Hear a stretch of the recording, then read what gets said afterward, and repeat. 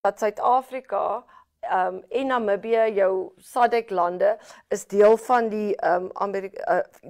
die Amerikaanse wet op groei en geleenthede in AGOA, wat hulle nou beskerm het teen dit.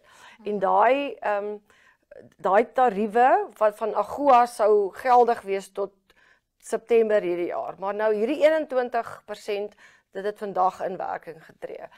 Iets wat ook interessant is, wat daar's baie woede, en as jy nou vreeslik in die markte in die goed belangstel, daar's baie ontwikkelinge daar, en Roland Brown, wat 'n ekonoom is, het op Toivo Njabela se The Agenda kom praat, en toe maak alles vir my sin, Irene, die lig het aangegaan.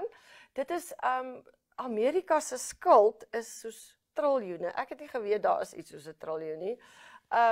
En dit is 'n manier om van hierdie geld wat hulle nou gaan insamel, is om absoluut net om hulle skuld te delg, wat geweldig baie is.